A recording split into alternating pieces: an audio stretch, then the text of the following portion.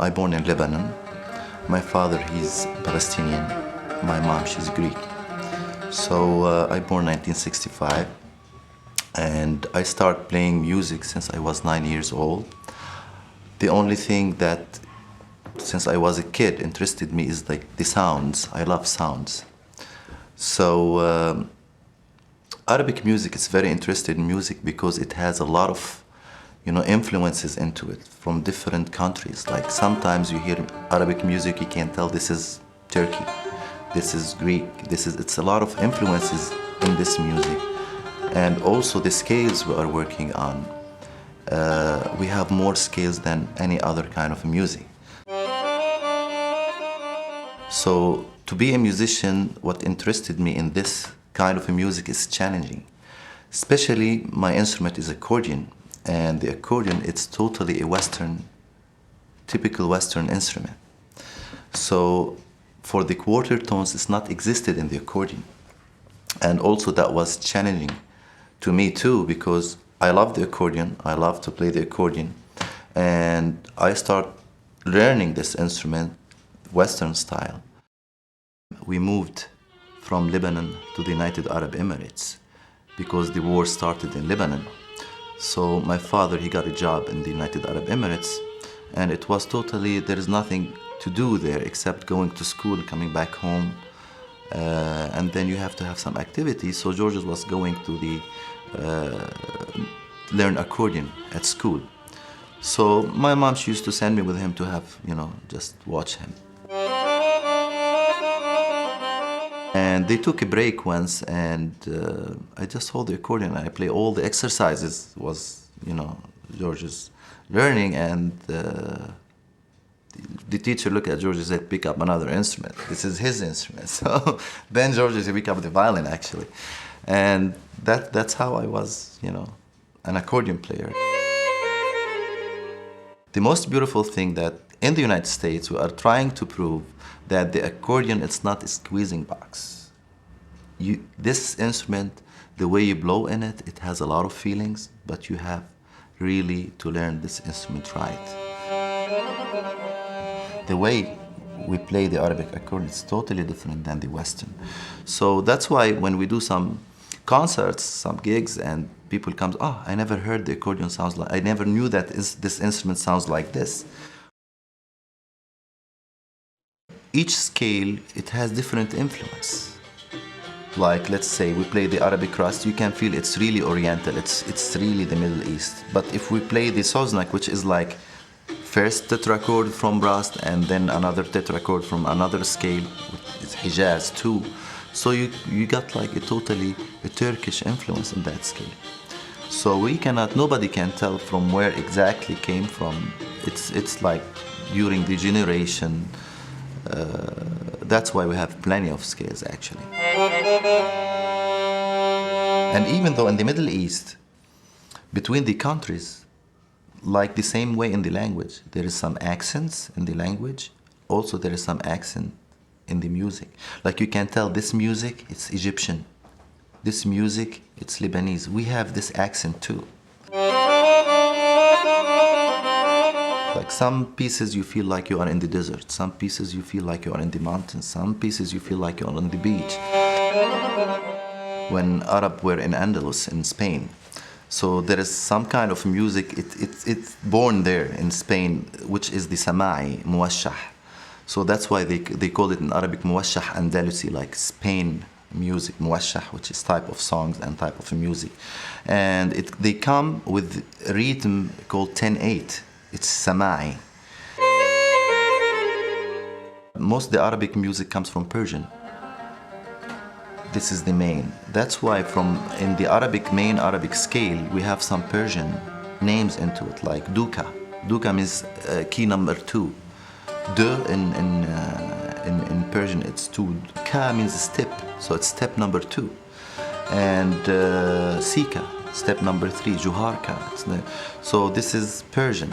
And then when Turkish also come, we have like the Soznak, combining scale. So you cannot tell exactly from where the scales, the source of the scales exactly come. You know, when you grow up listen to this music, you like it. So everybody like it there.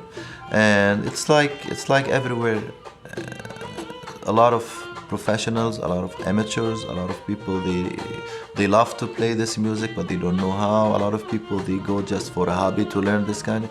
It's the same way. The only thing that it takes more time to learn it because we have, like as I mentioned before, we have more scales. For people who born there, and it becomes like it's part of their life. Like I used to. That's why I get in love actually with Arabic music, because I hear it every day. Even if I turn on the TV, it's like it's there. It becomes part of like the food, you know. It's like, you know, the Mediterranean food. It's the Mediterranean. It's a lot of spices in Mediterranean food, and there is a lot of spices in in Arabic music.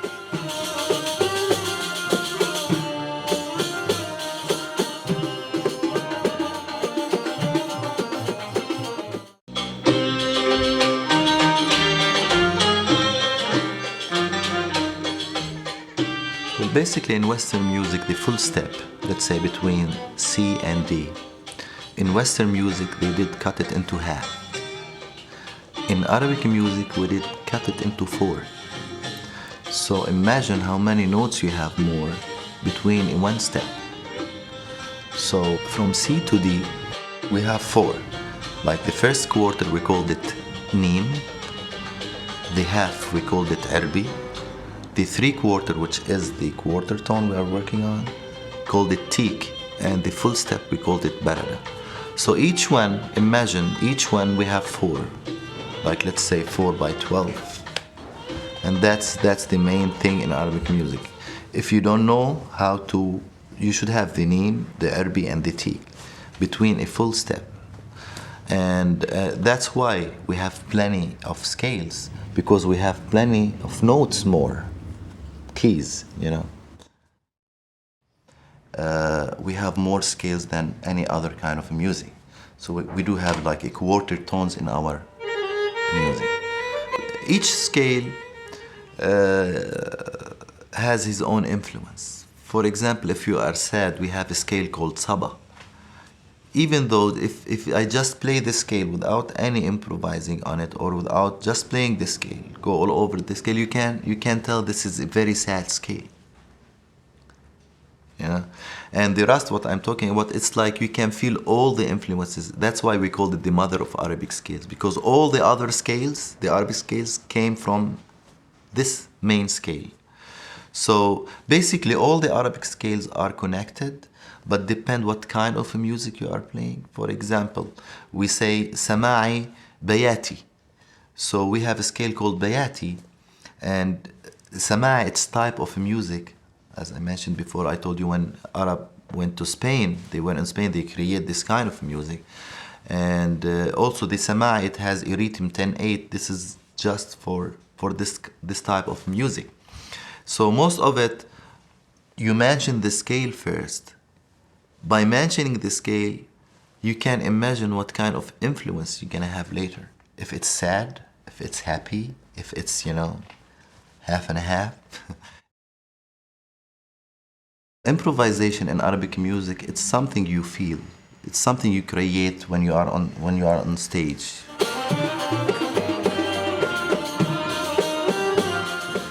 it's immediate. Otherwise, you don't plan to improvise. Maybe you plan before, okay, Elias, you take, after 8 bars, you take your improv, but nothing, it's on stage, you know. So it's a lot of experience. You have to have a lot of experience to improvise, to dare to improvise, actually. It's very scary, because this is like, no one is playing, no backup. It's you as the soloist sitting there.